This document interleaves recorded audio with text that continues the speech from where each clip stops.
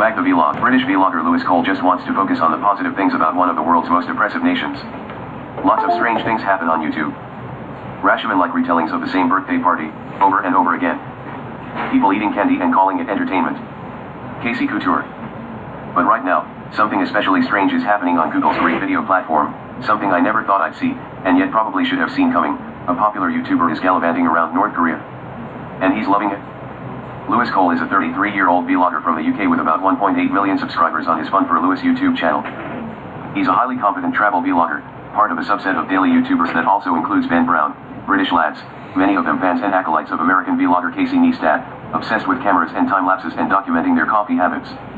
Cole's videos are well edited and engaging, and the sheer constancy of his travel he's forever on the go, it seems ensures that his frequent videos are rarely dull or unspecial, as so much on YouTube is.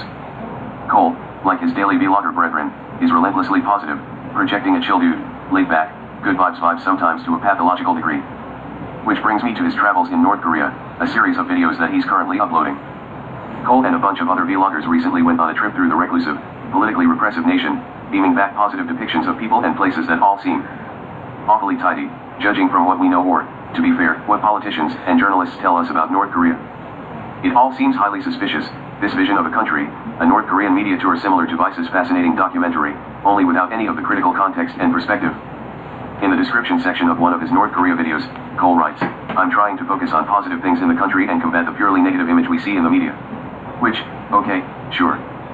But as another vlogger shows us in his own video from the DPRK, vloggers seem to be going there en masse. These videos are meant to capture a very carefully curated vision of a country whose human rights abuses are without parallel in the contemporary world, according to Human Rights Watch.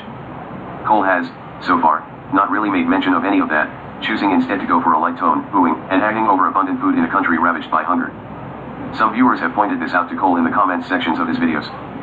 One commenter, Chris Rouse, herself a vlogger, wrote, "I appreciate that you're showing us a different part of the world, and North Korea might have built monuments that are symbolic of unity. But it's pretty hard to ignore North Korea's human rights violations, and I hope it's something you mention after the trip, for the sake of helping people gather a balanced, informed view of what's happening there." Cole hasn't engaged much, if at all, with that critique.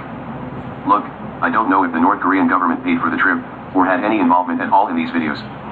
All I know is the North Korean government tends to take a pretty active role in deciding who gets to tour around their country shooting video and sending it out to the world. But I've emailed an ostensible rep for Cole to ask what arrangement, if any, he made. I will update this post if I learn anything more specific. The more you watch Cole's videos from North Korea, the more you wonder if he's plainly ignorant to the plight of many people in the country, or if he's willingly doing an alarmingly thorough job of carrying water for Kim Jong-un's regime, not really caring what the implications are, because, hey, cool trip. Or maybe it's something else.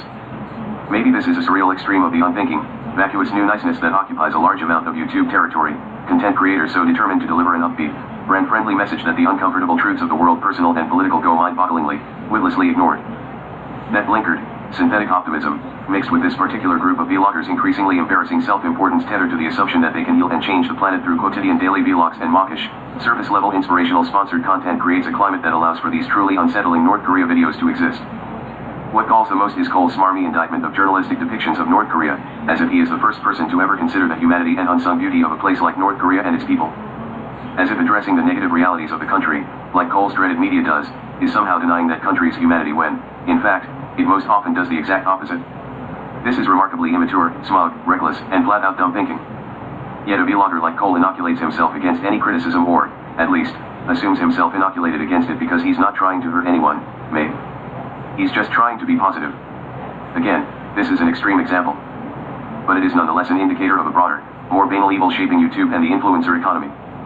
When vloggers are accepting travel to North Korea to broadcast its riches and wonders to the Western world while many of the country's own citizens starve and suffer unimaginably, again, if you listen to the media, and many government and non-government organizations, and few people bat an eyelash, I think we've arrived at a very strange and troubling place indeed for YouTube, and for the rest of us.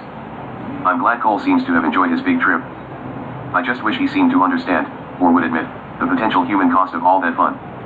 In large slideshow photos, a rare glimpse inside North Korea's Pyongyang International Film Festival. X. North Korea Cinema Purgatorio SS01.jpg.